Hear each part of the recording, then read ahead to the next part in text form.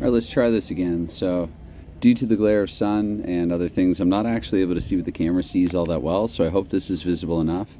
But this is, and I mean, it's very rough. This is just a very rough sketch of what I was, just sort of what I have in mind for the matchup system, straight up offense, defense, among skaters last time that I penned out, and sort of thinking a 6x6 grid for the goalie. With this next idea, I guess I'd also have to rethink how I do the goaltenders, but another one that I'm considering doing, and again, it would borrow, it would take some things from this, things for lack of a better word to use there, and do a 3D10 system as opposed to a 4D6. So with the 3D10, I think probably you would use one red die. For some reason, I think red offense, like aggression, and blue defense, on the other side of the blue line, defending your own end, the blue paint in front of your crease and whatnot, though there's a red line there as well.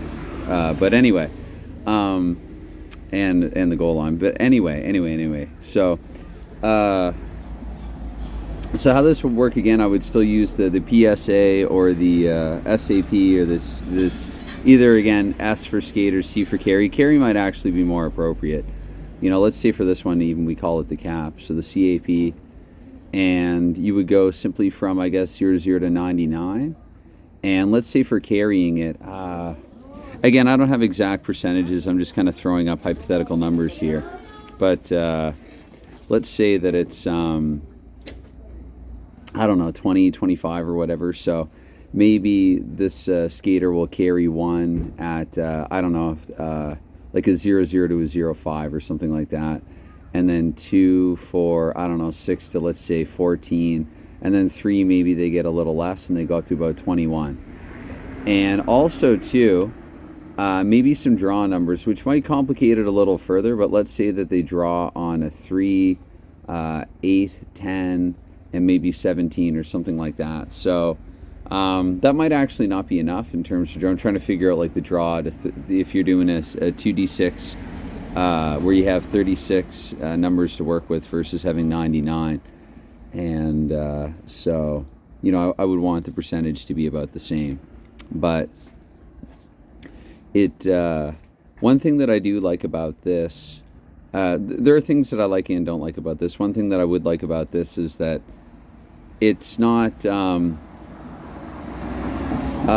this sort of goes with something that the Replay Gamer said actually in a video. I think he was talking about baseball games and what he likes about, it might have been another sport, but what he likes about rolls in certain games being kind of random. And so it's not always that the high roll is going to mean one thing and the low roll is going to mean another thing. It's nice to have some random numbers inserted. And so at least with the draw, you would do that. I mean, I guess you would know here, I don't think I could do like a 10 by 10 grid. So I think you'd have to do it this way, sort of like an old I don't know, an old push button phone or whatever. I guess, a dial pad would be similar, even on a smartphone, but like kind of like 9. So carry 1, 2, 3. I guess advance the puck. 1, 2, 3. We'll go advance next. So A, 1, 2, 3. And I don't know. So we're starting from 21. So let's see, we go 28. Maybe 37 and 49. Let's see, this player's really good at advancing the puck. And I realize now already that this is too rough because, well, no, I'm passing the puck pretty often. Okay, never mind. No, that's probably about right. And so here again, maybe they would draw on certain numbers like, I don't know, 31, 36. Let's give them 43. Maybe I could even do a few here in succession. As a dog fight ensues.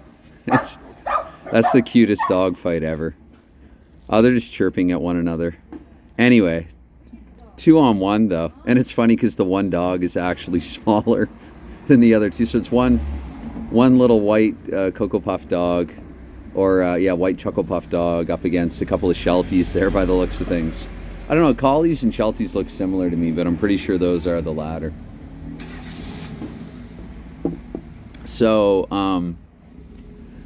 and then for the passing, again, it would be, so if I'm at 49 here, I guess passing would have to start at 50. We could say like, I don't know, 58 and maybe 72. And then, of course, to 99. So, yeah, they would pass through. So this player's going to be a really good passer. This is your Joe Thornton, your Ron Francis, your Gretzky, your whoever. Maybe this is a defenseman who gets a lot of assists, who racks up the apples.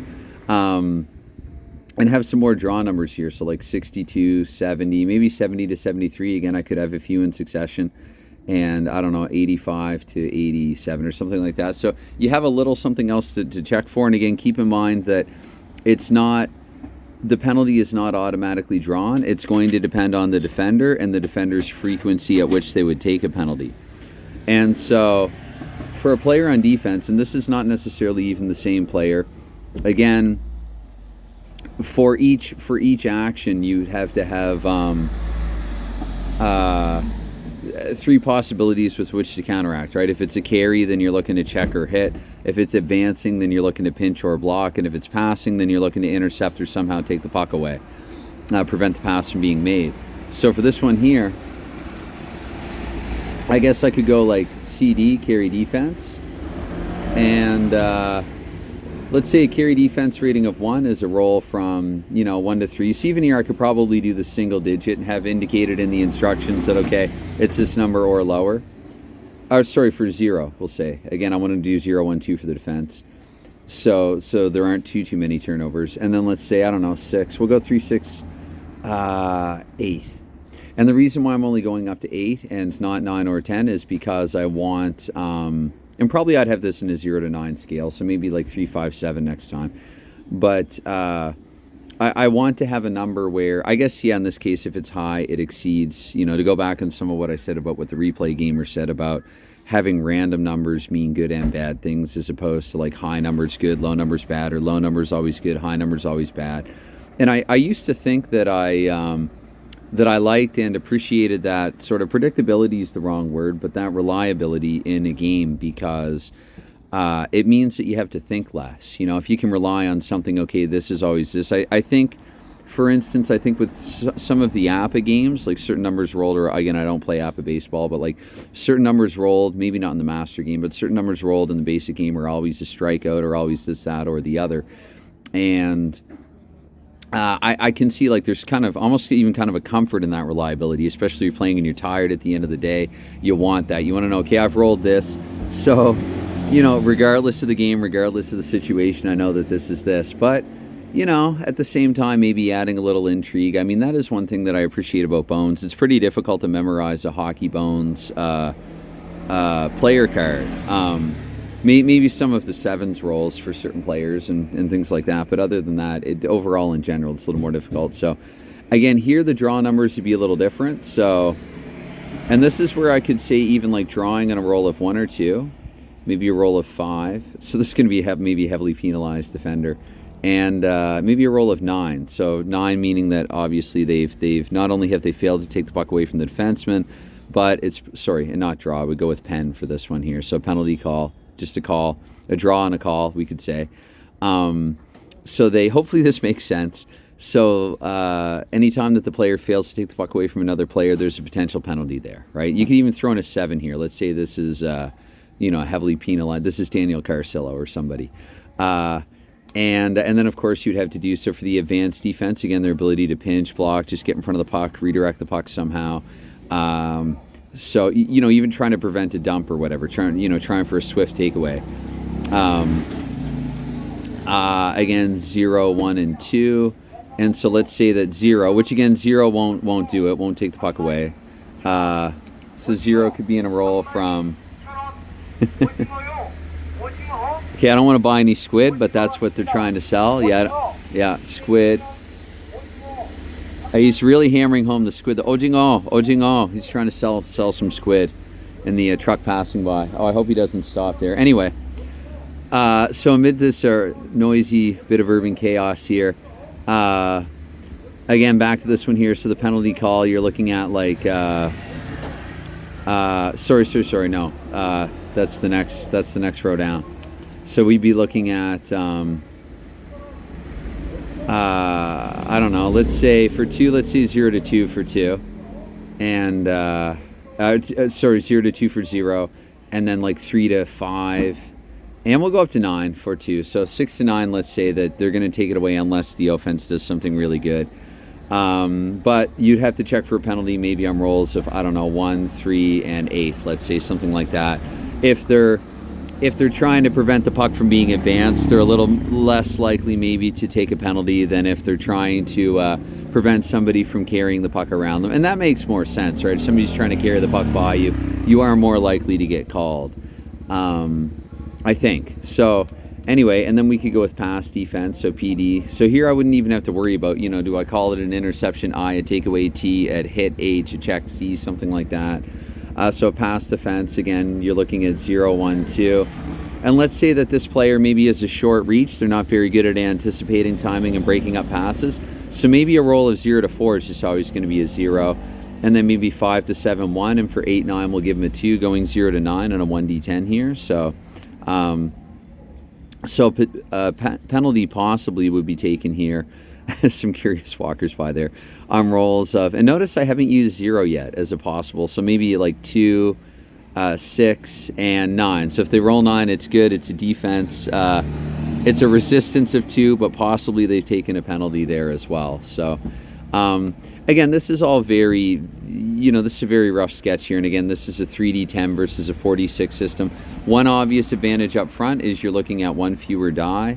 But as I relocate my dessert so the hot coffee doesn't melt the chocolate.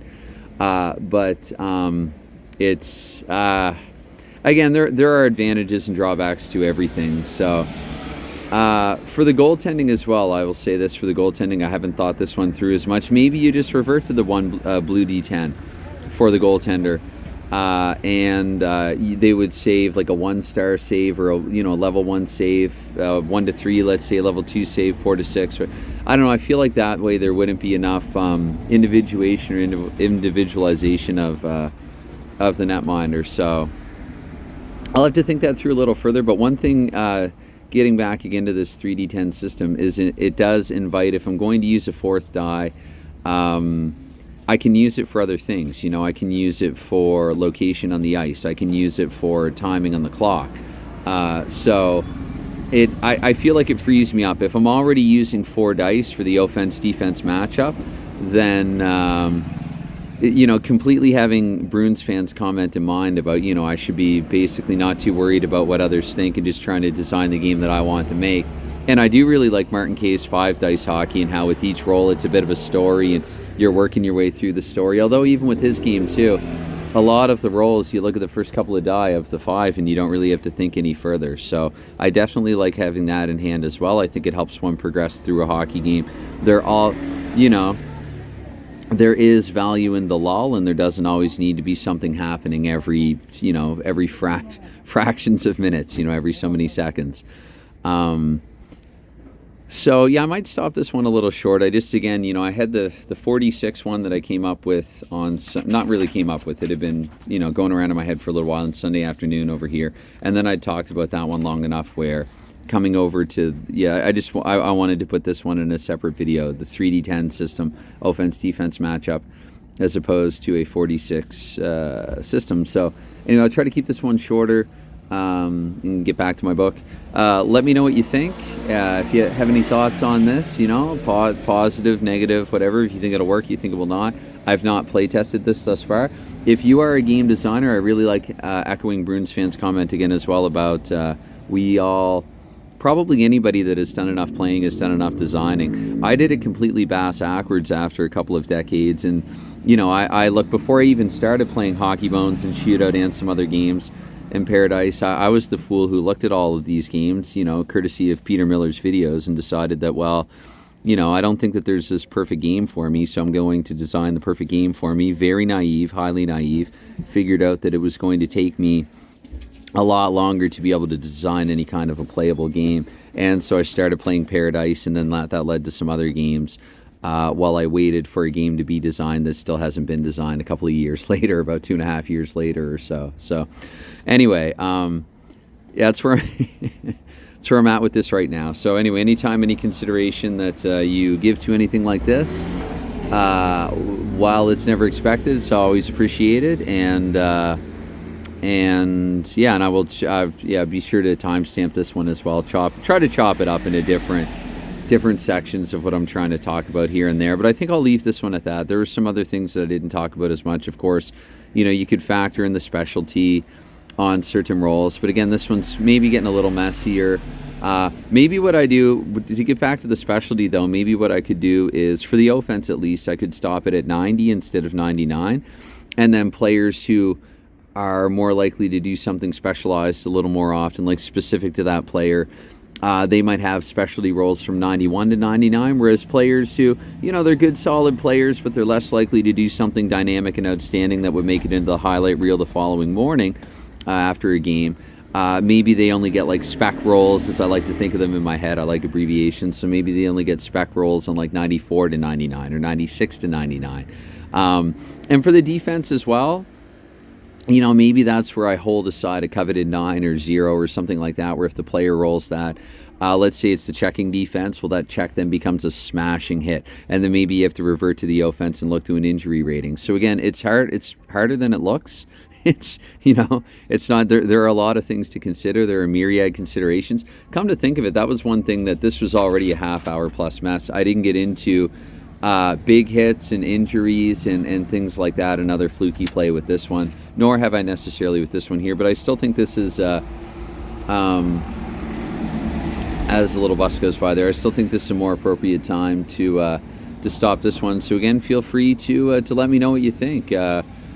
Positive, negative, especially if it's constructive. Some of the, some criticism's actually been, honest to goodness, some of my favorite comments that I've received, in my time doing this. So yeah, by all means. Anyway, all right. I guess brought this. Oh, still trying to sell that squid. Any really advertising that hard. So anyway, cheers, thanks, and bye for now. Okay, bye for now.